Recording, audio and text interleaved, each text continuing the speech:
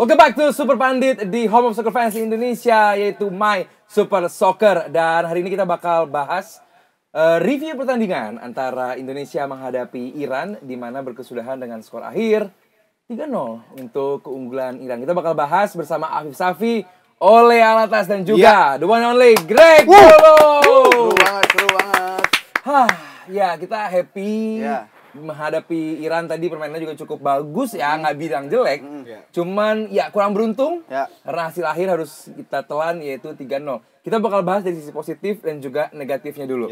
Mungkin kita fokus ke positifnya dulu aja, karena mungkin negatifnya kita bakal banyak nih hari ini. Cuman apa sih yang paling hal yang bisa kita pelajari hari ini, yang bisa kita ambil untuk kita next game, bisa kita improve, Afif? Kalau gua ngelihatnya itu awareness defense sih. Ya. Kita sebenarnya udah bagus kalau untuk bola-bola darat. Cuma kalau untuk bola-bola udara itu hampir 100% kayaknya itu kalah. Kita duel kalah, bola deflect-nya itu pasti Iran dapat lagi gitu. Dan transisi mereka kayak Iran memang nggak terlalu jauh banget nih secara level kalau misalkan udah di babak kedua gitu.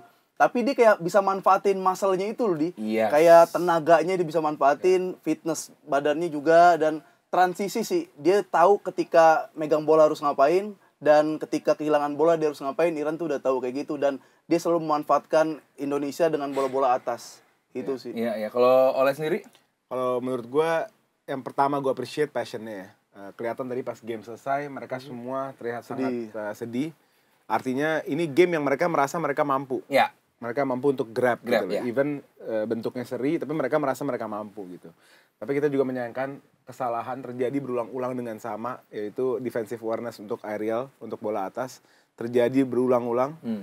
Dan memang akarnya tidak jauh daripada memang fisikalitas, fitness, ya kan?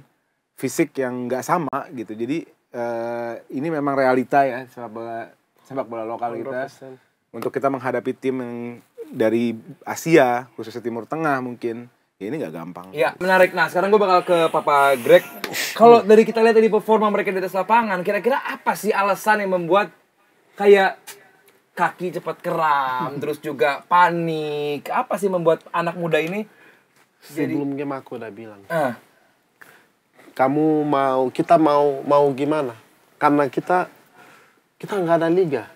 Pemain ini nggak ada liga. Sekarang PSSI mau buang duit berapa puluh miliar pun untuk bawa mereka ke TC, itu percuma, bro.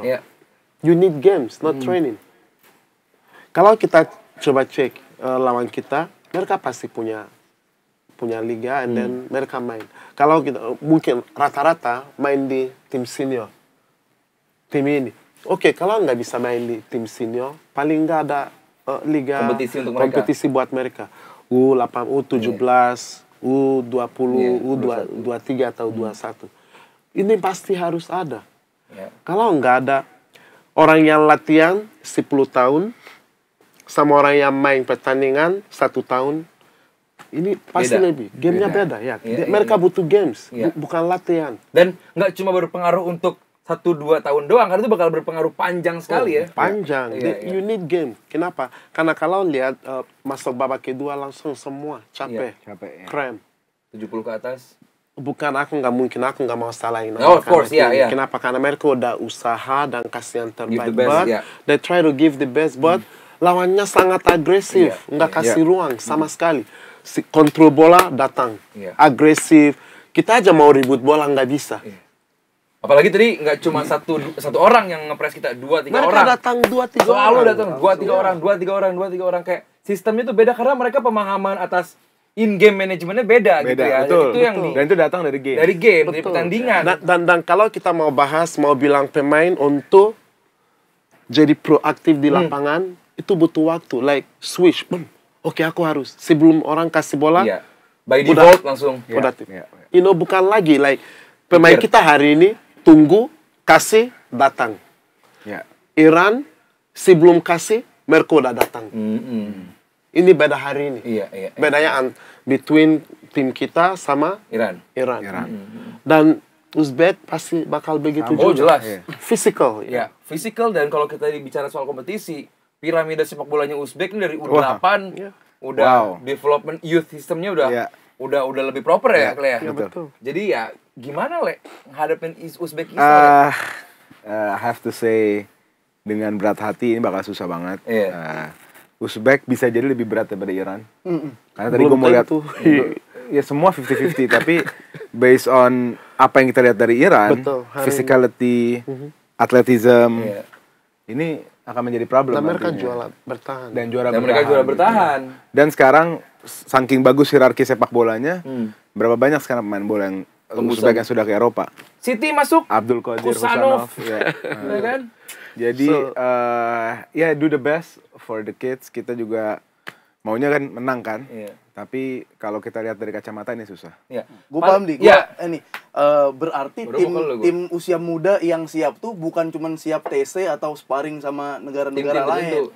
Iya, tapi siap itu secara kompetisi. Iya, punya kompetisi. Kalau dari apa manfaatnya kompetisi ini adalah bentuk percaya diri. Apa dia mau lakukan dengan bola, dia terapkan itu di kompetisi. Kalau dia udah berani, bisa, udah percaya diri, dia bawa ke internasional. Betul.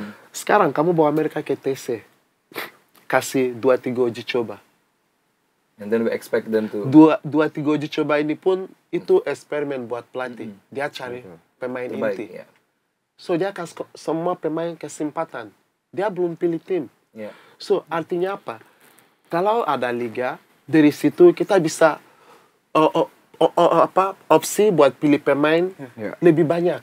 Iya, jelas. Nyaringnya, filtering. Nyaringnya lebih banyak. Bukan cuman ini yang kita tahu. Iya. Padahal kan masih banyak sebenarnya mungkin. Indonesia ini common. You trying to tell me we are 270 million people, you cannot get the best. But why? Because grassroots soccernya nggak ada. Sentuh. Nggak ada. Kalau dulu pengalaman Papa Greg waktu di Thailand dan juga Singapura, mereka kelompok umur juga. Singapura, jangan bahas Singapura. Beda lah. It's like a city. Karena Singapura gini, Singapura nggak terlalu peduli sepak bola. It's different. Kalau I'm talking about, Indonesia, fan base-nya kayak gimana? Iya, luar biasa. Thailand nggak ada apa-apanya. Thailand itu sebenarnya urusan bola mereka santai. Buat semua teratur. Semua ini ada. J. Chanatif. Dia berhasil dari Akademi Bektero. Kamu tahu this guy, dia buat transfer sampai $5 million to Japan. $5 million, sekitar 50-70 M. Mana pernah ada satu pemain Indonesia yang begitu? Itu baru Japan. Di internal, di liga, di Thailand, ada transfer antara klub. 1 million, 10 M, 20 M. Wow. Di Indonesia, paling top 1 M. Itu udah heboh. Why? We have to do better. We can do more. Buat lakukan itu, you need the right people. Jangan orang cuma yang mau ambil duitnya buat diri mereka sendiri. You have to develop. Kalau kamu mau develop football, you have to korban diri. Total. Jangan cuman half-hearted. Not just half-hearted. People who just wanna. Pokoknya they want to be there. Mau ada di situ, and then you see the league. Aku datang sini 2004. 2004. No difference. Like turun. Sekarang dengan ada 8 pemain asing harusnya lebih baik. Malah dulu I think menurut aku kompetisi 2007 sampai 2013 jauh masih lebih bagus daripada sekarang. Oh, jauh. Apa yang paling membedakan? Kualitas pemain, kualitas pemain asing jauh lebih bagus. Sekarang pemain asing pun yang datang sini aku lihat hanya beberapa yang bagus. Aku bisa sebut, mungkin off-head aku bisa sebut beberapa. Yang lainnya cuman aku nggak tahu tujuan, I don't understand. Sampai sekarang aku mau pahami. I want to understand. Aku nggak paham. Padahal zaman itu hanya 4 atau 5 pemain asing. Tapi pemain asing yang berkualitas. We need quality. Who we improve the league, not quantity. Karena mau dapatnya yang murah. Buat jatuhkan value pemain lokal. It's what I see they are doing now. Wow. Di Thailand, mereka mau kasih uang ini ke lokal, bukan sebaliknya. Bukan ngambil dari lokal. Kamu bagus, pemain lokal, kamu bagus, kamu minta 10M, they give to you. Indonesia, pemain bagus, lokal, minta 3M, oh tabok. Jangan ngimpi gitu. Bro, you need to upgrade. You work hard, you get reward. Yeah. Buat apa kalau pemain mau main bagus kalau value-nya nggak naik? Nggak dapat. Betul. Nggak boleh. I mean, I'm speaking honest. Pasti ada yang nggak suka, but I don't care. Yeah. You know, you have to. All this thing di situ, di Thailand, all this transfer. That's when you see pemain working hard because they want to make this kind of deals. Yeah. Kalau di sini nggak ada, mereka cuman kalau pemain kita, mereka main hanya to survive. That's the difference.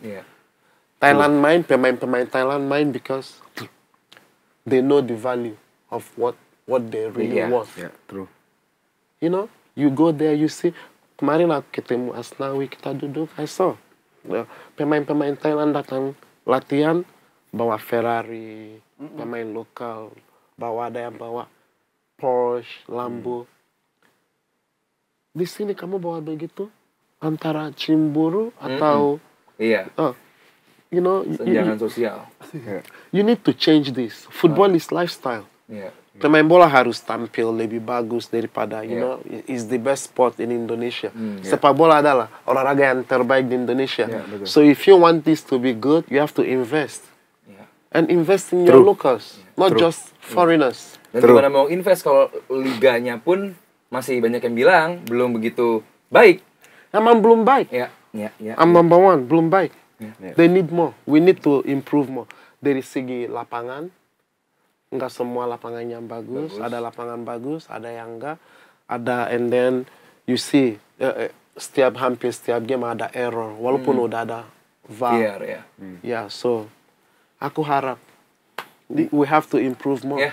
Gue jujur merinding, maksud gue kayak omongan Papa nih bukan baik buat satu pihak doang, kayak banyak orang. Dia baik buat ini makro.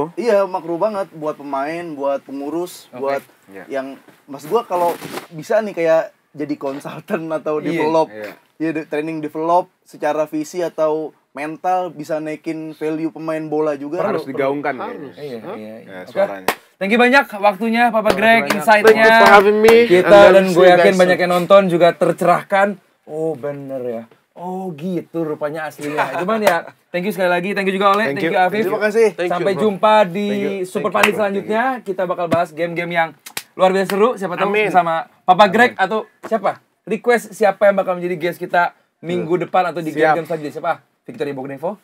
Sampai jumpa. Karena ini rasanya super.